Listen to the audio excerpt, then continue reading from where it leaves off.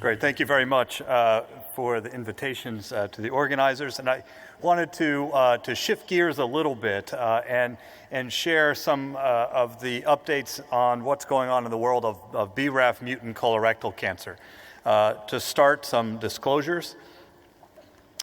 And one of the first points I wanted to make was to reiterate that when we talk about BRAF mutant colorectal cancer, we're really talking about a very distinct subtype of colorectal cancer.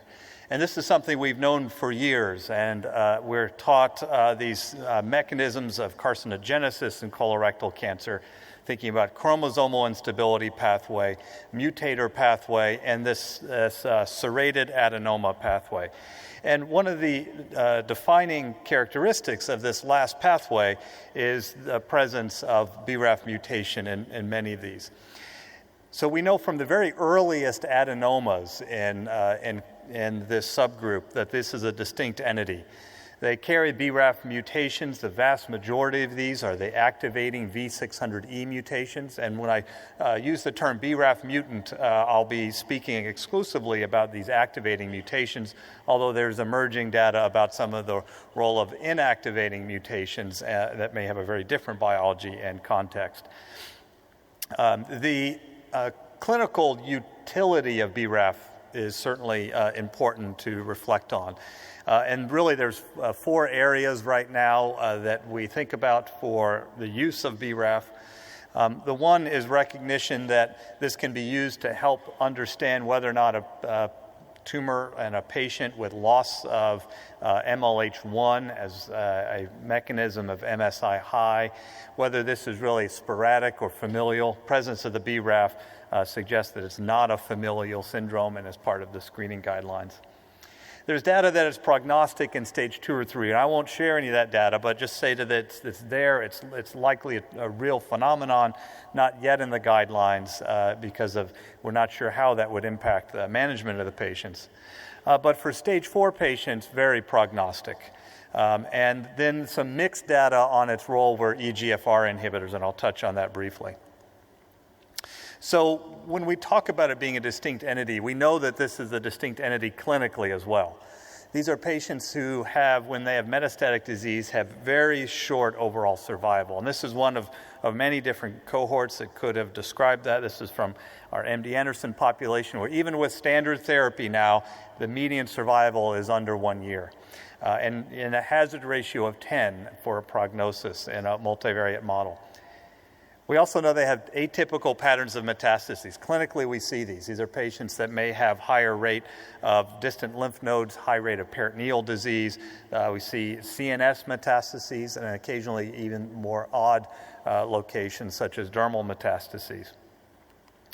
And we know that our standard chemotherapies really aren't benefiting these patients. And so when we think about what we'd expect from first-line, second-line, third-line chemotherapy in metastatic colorectal cancer for an all-comer population, what we see is that with BRAF mutation, we can have a somewhat of a stability of disease with initial first line.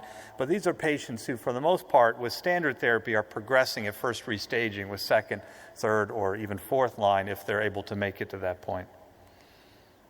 Now, one question that comes up a lot is, what about the role of EGFR inhibition in this population? And this is an area where I think the bottom line is we just don't have enough power, we don't have enough numbers to really make a definitive statement. This is, I think, the best analysis, although there's other meta-analysis that have been done.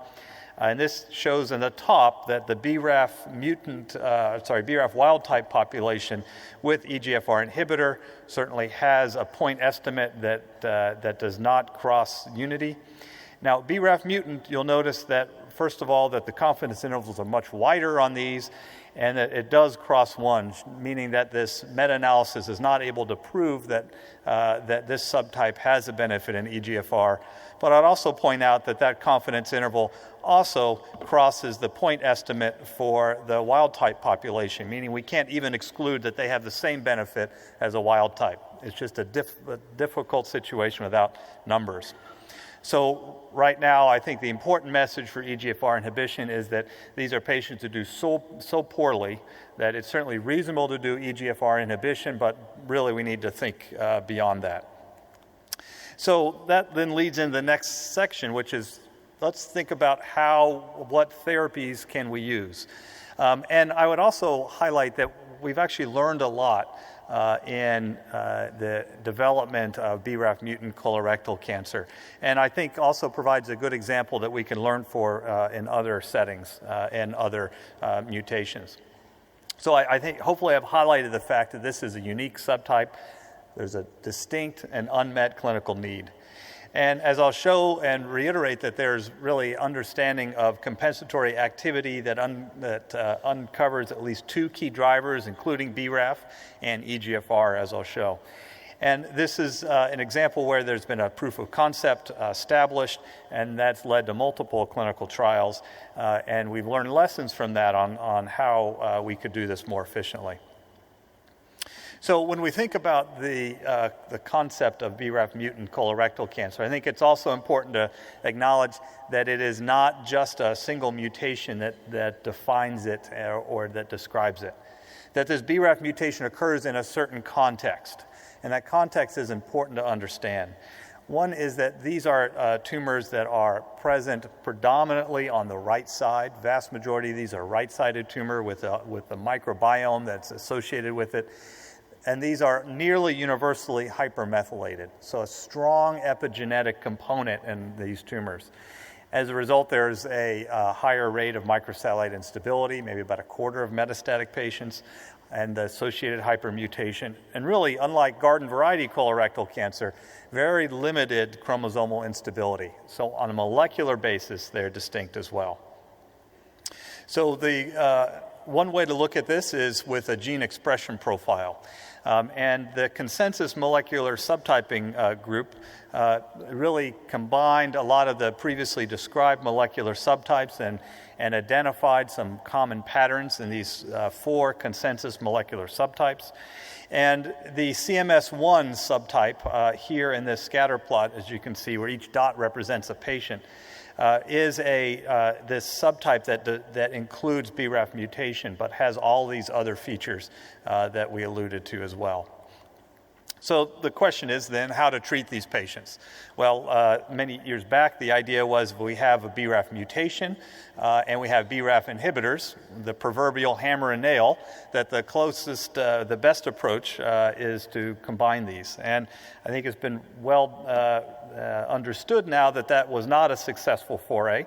When we compare to the response in melanoma with 81%, in refractory colorectal cancer, the same study in an expansion cohort run in parallel, we had a 5% response rate. So that sent us running back to understand why. And in the lab, we were able to identify that really we were not sufficiently inhibiting the MAP kinase pathway, unlike melanoma, which should have durable and robust inhibition. And this was a key finding that then led us to the next iterative study, where this persistent MEK activation, where it was incomplete in some cell lines, and in those that did respond, you had increased ERK activation, this downstream MAP kinase signaling that was present.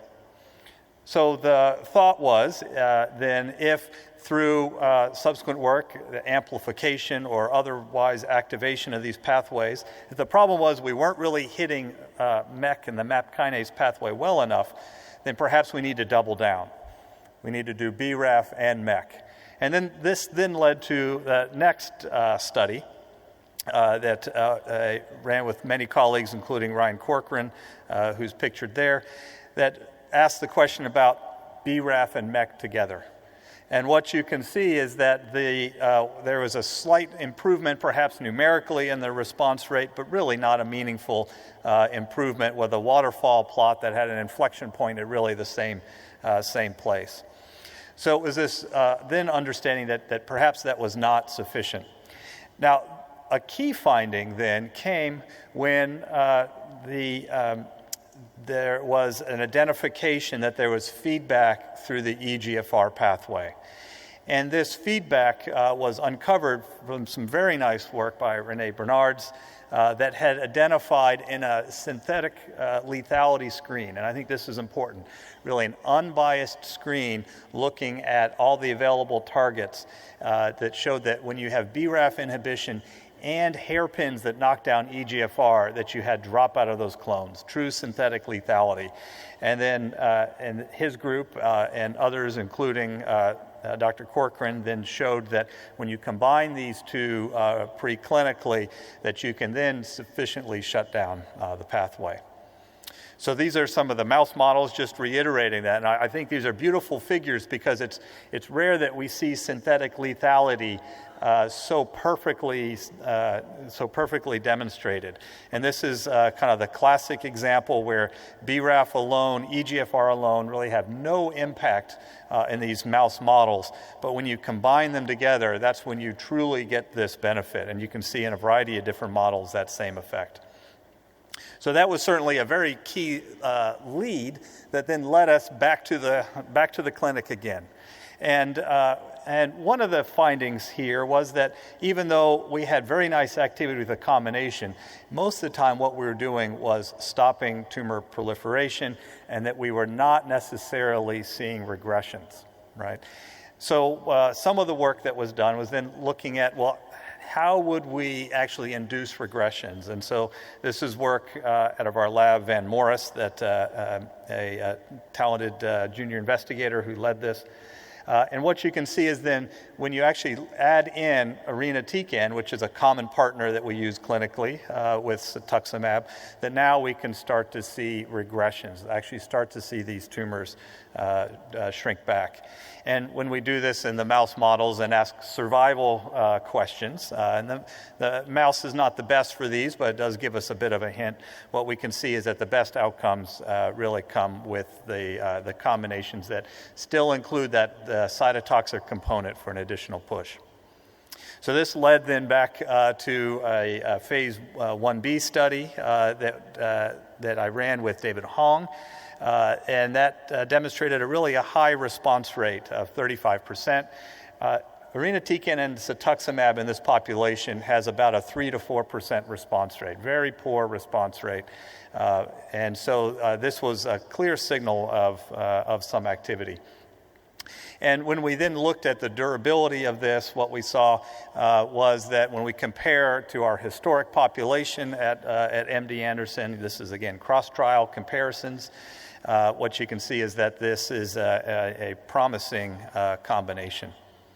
So this then led to a cooperative group study in the U.S., SWOG 1406, which took patients in second or third line with cetuximab, irinotecan, and randomized them with or without Vemurafenib with a PFS endpoint. And so I'm pleased to note that the study has completed enrollment, 105 patients with an aggressive target hazard ratio, 0.5, and 90% power, and we'll have these results hopefully in the fall to early next year that we'll be able to share. Now, the question is that the best that we can do, right? Is that the best targeted inhibition of this pathway? And some work that came out of a series of clinical trials, including the BRAF and MEK study that I showed earlier, is seen here. And I'll start you off on this by mentioning this is what we're looking at is in the tumor modulation of Phospho-ERK. And that is our really best biomarker, we think, of the ability to inhibit that pathway. In melanoma, it's been shown nicely that response happens when you get a degree of inhibition of about 80% or better. And so in a melanoma, single-agent BRAF population, you can see that you can have fairly robust inhibition. But now when you start to look at colorectal cancer, here on the left side of the figure, what you can see is that the combinations, the doublets, really, while they do inhibit Phospho-ERK, it's not a robust inhibition. And these analyses are importantly only possible because the assay had been validated, the mechanism, or that had been locked down, and be able to apply universally across these different studies for the cross-study comparison. So this then led to the idea, though, that we're still not quite where we want to be, right? We're not at that 80% inhibition. And so the field then started to ask the question, well, what about if we combine the BRAF, MEK, and EGFR combination? So this idea to fully shut down this pathway.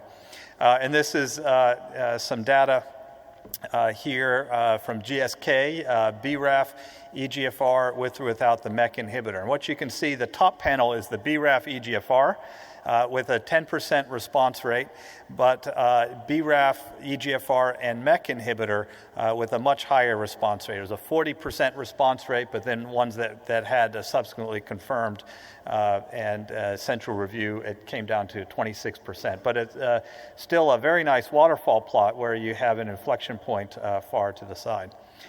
So this, I think, is an important finding as well. And now we can go back to our figure again and ask the question of where are we when we start to look at the triplet. And what you can see is that in at least this initial analysis, that we're indeed starting to improve the Phospho-ERK and getting closer to our real goal, which is trying to match the impact in melanoma. Now, there is also was some data suggesting that the AKT pathway may be also relevant in this setting as well. And so a Novartis study also has been reported that to describe BRAF and EGFR with the PI3 kinase inhibitor 716.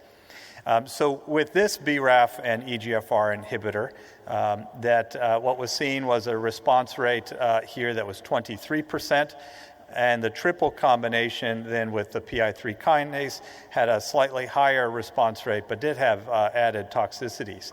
And I'll note that this was presented in poster this morning, and then will be presented by Dr. Tabanero tomorrow. And so I won't share any additional data, but certainly encourage you to see the updated data from this.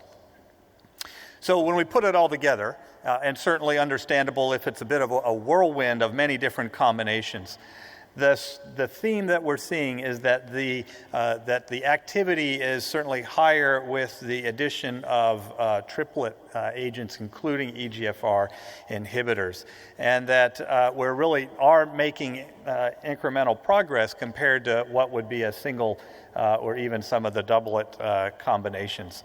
But that really the question is now, how does this, outside of these toxicity and early expansions, how do we really take this and demonstrate survival advantage for our patients? So I wanted to share a few thoughts on and interesting findings out of these studies that I think helps with our understanding of BRAF mutated colorectal cancer, and also I think perhaps holds some examples for drug development more broadly. And I'll touch on a few points. One is better preclinical models, how we improve our interrogation of response, and how do we actually look beyond paired biopsies.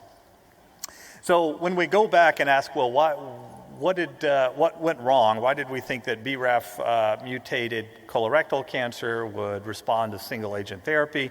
So we can go back to some data that was presented from selective cell lines with fairly hefty doses of Vemurafenib here in the mice. And what we can see is that yes, when we dose high enough in the mice, that we can get some regressions in these models. And so I think it's always important to recognize that these cell line models are very sensitive to PK issues and also very sensitive to the selectivity of what grows on plastic. So as part of the BRAF development, we have been working on trying to integrate patient-derived xenografts, and you saw some data earlier. This is an effort from a lot of the collaborators, and this is some data that I generated with Chloe Atria, as shown here, from UCSF, where we took patients going on to study on the BRAF and MEK combination, established PDXs from the patients going on, and then could actually demonstrate that what we saw in the patients were actually also the same things that we saw in the patient-derived xenografts. And so here are 4 examples kind of the spectrum of responding to non-responding tumors, and actually a very nice and striking correlation between these. So this gives us confidence that at least with these patient-derived xenograft models, we now have kind of validated, clinically validated assays. Now, the PK issues still apply, and we can ramp up dosing of any number of these compounds and turn a non-responder into a responder. But as long as we're paying attention to having the right model and the right pharmacokinetics and dosing, that the relevance is nice. Now, as part of this, we're actually, for the first time, we built this into the randomized phase 2 study. And so this provides an opportunity to really understand, for a given patient getting treated with a certain arm of therapy, are the responders, would they have responded to the doublet instead of the triplet? And can we actually use this to try to correlate the mechanisms of response and resistance? What's happening in the non-responders after a very short period of time? And so this is something that can be done without a need for continued sequential biopsies. So we hope that there'll be some useful information that will help guide our therapies coming out of that. Now, one of the things we can do with these patient-derived xenografts is then ask the question, can we predict ahead of time what mechanisms of resistance may occur? And so this is data where we took one of those models, treated with Vemurafenib and cetuximab, now the blue line here where you can see the activity, where we don't see it with BRAF alone, and then extended treatment for many months. And what we saw was development of resistant tumors, just like we would in the clinic. But now we're able to really assay and say what is going on. Well, one of the things that we found was a number of these models actually developed RAS mutations. Now, that was very perplexing to us, and we were very skeptical of that finding at first, because when the fellows come and rotate through the clinic, the first thing I tell them is that BRAF and KRAS mutations are mutually exclusive, right? That we don't see those in the same population. And yet here in a resistant model, that's indeed what we saw. So what we then were able to demonstrate, and this was with Jayesh Desai and a nice collaboration, were that when you look hard enough, when you look deep enough into into a BRAF mutant tumor, there are indeed very rare clones that have concurrent RAS mutations. And so they're there, but they're very rare, but may come up in the presence of certain therapies. So the question is, how relevant is this? And Jan Schellen presented some data last year that actually demonstrated a treatment with the BRAF EGFR inhibitor, patient who had V600E. BRAF EGFR inhibitor had a nice response, but then had a development of a new lesion that was then biopsied again. And what indeed was seen was a BRAF V600 and the KRAS G12R, demonstrating that this theoretical concern is indeed something that we can see in patients on progression. But it's not the only thing. And some data that we haven't presented before, this is again, work by Van Morris looking at circulating free DNA, where we can look at patients who have progressed on therapy. We always like to try to get tissue biopsies on these patients, but it is, as we know, being clinical investigators, it's very difficult in a patient who's just progressed on therapy to obtain that in many cases. But the circulating free DNA really provides a nice view of that. And what was found was that some mutations, such as MEK1, that have been described, others that were not necessarily well understood or described. And what we've now shown is that almost all of these mutations, when we put it into a very nice model where we can actually look at a downstream signaling output, kind of an ERK2 nuclear to cytoplasmic ratio, where ERK2 goes into the nucleus and then and is active in its transcriptional role. What we can see is that all of these different alterations really do indeed activate the MAP kinase pathway.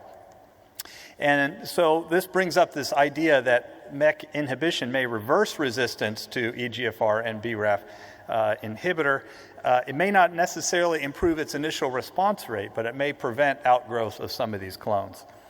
And so this is a common theme, and I think another example of what Alberto Bardelli and his group have really termed convergent evolution, right? This idea that he saw in EGFR resistance, where multiple different mechanisms all converge back to a common pathway. And so when we categorize all of the different mechanisms of resistance seen to these agents, they appear to be really driving MAP kinase pathway reactivation in many settings. So back to the PDX, what does that mean? Well, in this setting, when we actually take a model that has acquired a BRAF and a KRAS mutation, right? So it had the BRAF, treated the resistance, acquired the KRAS, and now we can go back into the mouse models again. And as you can see here, when you add in a MEK inhibitor on top of the BRAF and EGFR, now you can see regression, right? So at least a proof of principle that some of these can indeed respond to MEK inhibition. So this sets the stage for at least one of the large randomized studies moving forward, which is taking this work and asking the question, how do we actually demonstrate survival advantage for our patients? And so this is an international study that's just launching with Vemurafenib and Encorafenib, the compounds previously at Novartis and now under development by Array. So very nice agents combined with cetuximab, so the triplet therapy with a primary comparison and second or third line comparison to FOLFIRI or irinotecan with cetuximab. They'll also be looking at the BRAF and EGFR as arm as a secondary endpoint as well.